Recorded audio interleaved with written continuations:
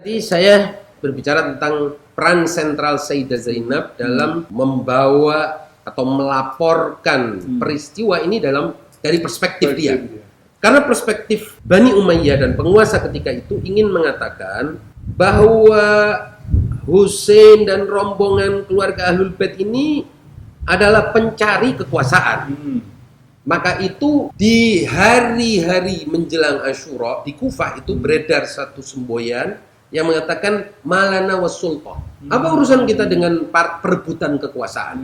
Ini perspektif memang ingin dibangun oleh Bani Umayyah di tengah-tengah umat Islam sedemikian sehingga jangan ikut-ikutlah kalau terjadi sebuah kekejaman, pembantaian dan penindasan itu jangan ikut-ikut.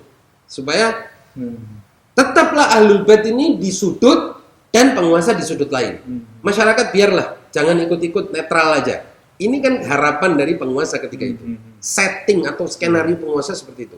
Tapi Sayyidah Zainab mampu membalik itu. Dengan apa Sayyidah Zainab membalik itu? Tentu ada sebuah, di sini saya bilang, kekuatan Sayyidah Zainab. Peran yang dia bawa, bagaimana dia, perilaku dia, bagaimana tutur kata dia, argumen dia, inilah yang memporak-porandakan maksud musuh, makar musuh ketika itu. Misalnya ketika bayangkan ya, orang dalam posisi seperti ini, perempuan lagi ya, baru melihat penindasan yang begitu spektakuler dan tidak terbayangkan oleh manusia biasa bahwa dia bisa berkata-kata aja itu sudah keajaiban. Orang kalau baru melihat peristiwa yang mengejutkan, umumnya keluh sudah, lidahnya sudah mau ngomong apa lagi. Ini sudah dia saksikan semuanya. Ini bukan dalam hayalan. Dia melihat semua ini. Tapi yang terjadi adalah bahwa Sayyidah Zainab setiap kali diusik dengan kata-kata, dia mampu melakukan kontra argumen secara bagus. Seperti tadi yang saya bilang. Di hadapan begitu banyak orang, Ibnu Ziyad kan menyatakan bahwa Allah telah menunjukkan siapa yang menang, siapa yang benar dengan mengalahkan kalian.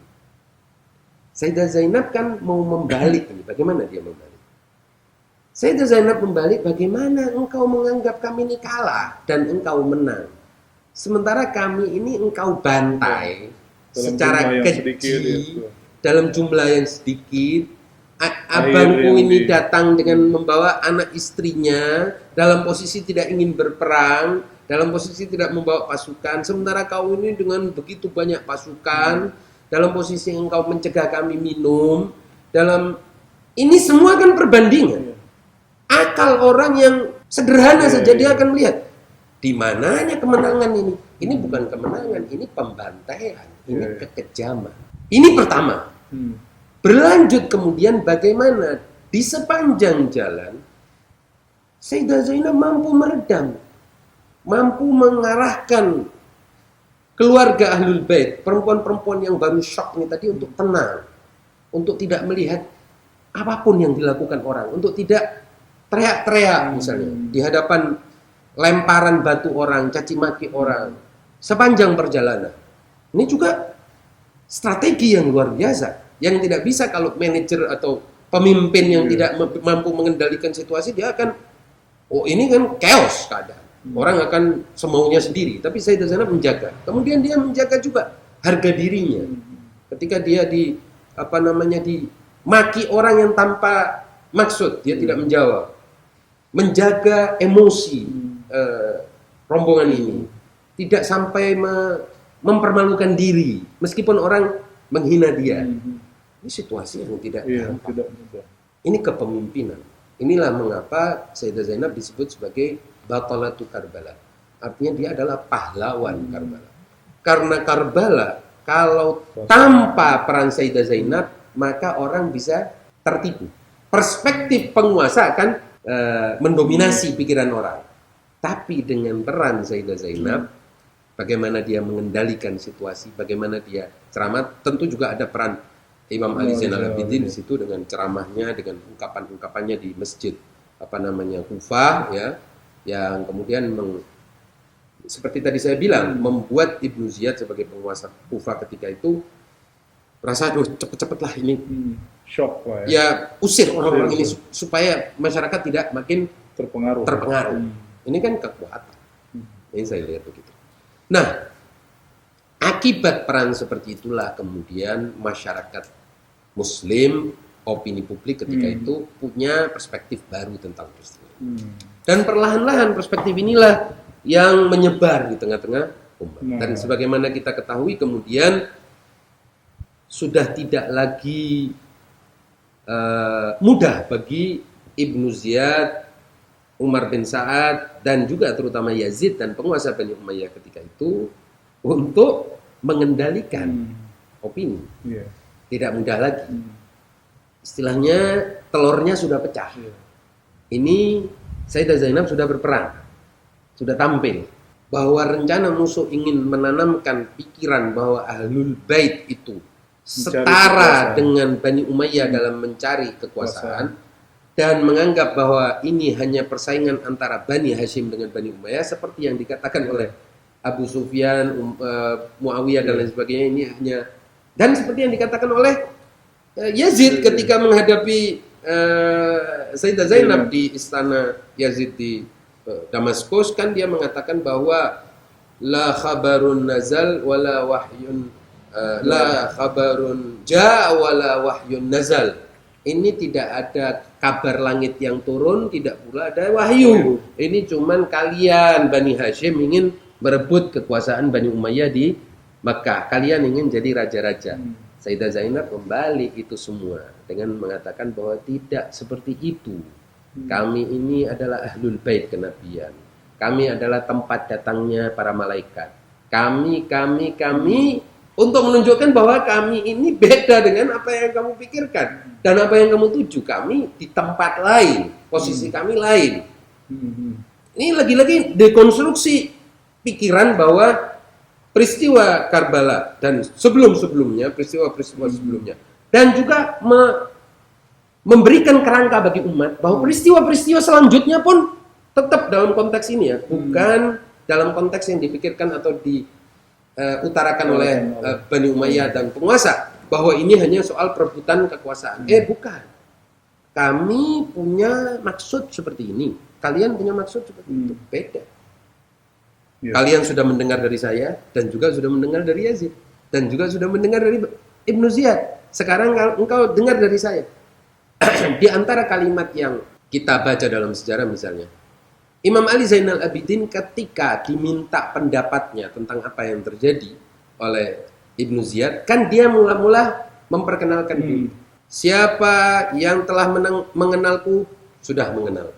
Siapa yang belum mengenalku maka kenalkanlah, aku adalah Ali, putra ini, kini. Aku adalah putra dari Rasul, putra dari Hussein yang terbunuh di Karbala. Panjang lebar untuk menunjukkan siapa dirinya.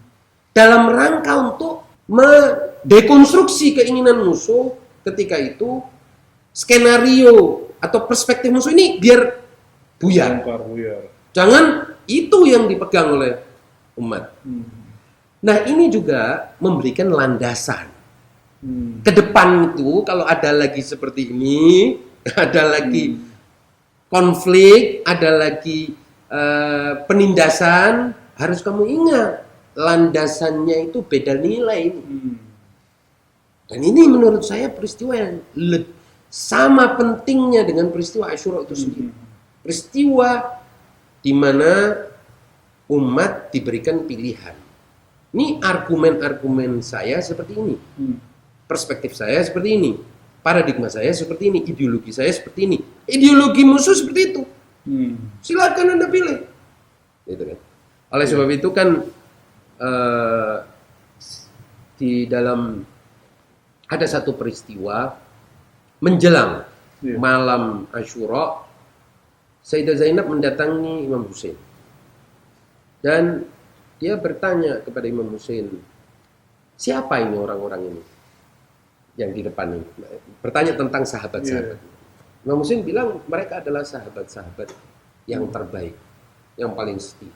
Tetapi mereka semua akan gugur sebagai syuhada esok pagi. Setelah mereka semua gugur, kata Imam Hussein, giliranmu yang akan mengemban amanah kepemimpinan ini.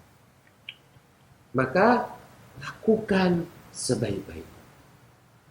Nah ketika itu Sayyidah Zainab berkata kepada Imam Husain, abangku, kalau aku harus memimpin, apa yang mesti aku lakukan? Kemudian Imam Husain mengatakan bahwa kau lakukan apa yang sudah diajarkan oleh orang tuamu tentang bagaimana mengemban amanat, bagaimana membela kebenaran, bagaimana menegakkan keadilan. Jalankan sebaik-baiknya, jalankan seindah-indahnya. Ini kemudian percakapan ini didengar oleh salah seorang dari sahabat yang ketika itu ada, dan kemudian setelah itulah kita dengar peristiwa tentang sumpah setia dari para sahabat untuk bersama Imam Husain apapun yang terjadi, dan itu narasi yang cukup terkenal dalam narasi Asyura. Artinya Sayyidah Zainab itu diberi peluang dan kewenangan setelah ini mandat, tugas. Setelah ini delegasi tugas ada padamu, karena Imam Ali Zainal Abidin ketika itu sakit parah. Meski kemudian akhirnya dia bisa bertutur dan menceritakan segalanya, tapi kepemimpinan pasca Asyura itu di bawah Sayyidah Zainab. Oleh sebab itu Sayyidah Zainab punya kedudukan yang spesial dalam perspektif Ahlul Bait. Karena beliau menjalankan perannya dan fungsinya dengan indah dan apik. Sedemikian sehingga di hadapan Yazid, ini peristiwa juga. Di hadapan Yazid kan Yazid mengatakan bahwa wahai Zainab, sekarang sudah terbukti bahwa Allah menghinakan kalian dan memuliakan kami, mengalahkan kalian, dan seperti yang dikatakan oleh Ibnu Ziyad juga. Kemudian Sayyidah Zainab mengatakan suatu ungkapan yang sangat terkenal. Wahai Yazid, kata dia, aku tidak melihat kecuali yang indah. Ma ra'aitu illa jamil. Ini kan mengguncang akal musuh. Ini kan akal-akalan musuh adalah kalian ini sudah terhina, sudah kalah, sudah terbantai, sudah habis. Kalian sudah tidak punya masa depan. Kok datang jawaban? Ini jawaban kan mengubah pikiran orang di sekitar itu pertama. Karena address, alamat dari ucapan ini, sasaran dari ucapan ini tentu bukan hanya si Yazid, tapi para audiens yang ada di istana itu. Lalu mulailah Sayyidah Zainab menjelaskan mengapa dia tidak melihat segala ini kecuali indah. Karena Sayyidah Zainab bilang, kalau persoalan mati, semua orang akan mati. Gak ada orang yang tidak mati. Semua orang akan mati. Tapi ingatlah, abangku mati dalam keadaan membela yang benar, ya kan? Ingin menegakkan keadilan, dan Allah telah menjanjikan dia dengan kemuliaan. Mata kan dalam doa kemudian kita kenal dalam doa arba'in, dalam ziarah arba'in itu kan, engkau telah hidup dalam keadaan mulia, mati dalam keadaan mulia, hidup dalam keadaan bahagia, dan engkau akan menemui janji-janji Allah secara pasti. Ini perspektif penting untuk orang tahu. Bahwa kalau semua orang mati, pada akhirnya nggak ada orang yang hidup. Kemudian yang menarik misalnya apa yang disampaikan oleh Sayyidah Zainab yang mengutip juga dari omongan Imam Husain. Ketika Imam Husain bersama-sama dengan sahabatnya, Imam Husain kan mengatakan begini. Sebentar lagi kalian akan melewati jembatan pendek yang namanya kematian. Tapi jembatan ini akan membawa kalian dari penjara yang menyesakkan, yaitu dunia, menuju kepada istana kemerdekaan dan kebebasan serta kebahagiaan. Sementara musuh-musuh kalian juga akan melewati jembatan itu. Tapi mereka akan melewatinya dari istana-istana menuju kepada penjara yang abadi, penjara kehinaan. Nah, Sayyidah Zainab kembali mengungkapkan kutipan itu ketika di hadapan Yazid. Dia sampaikan bahwa, wahai Yazid, saya ingat apa yang dikatakan oleh abangku, bahwa kita semua akan melewati jembatan ini. Tapi bagi kami jembatan ini dari penjara menuju kepada istana. Buatmu, engkau akan lewati juga jembatan itu, tapi dari istana ke penjara penjara-penjara yang sempit dan ini peran yang dilakukan Syekh Jazari.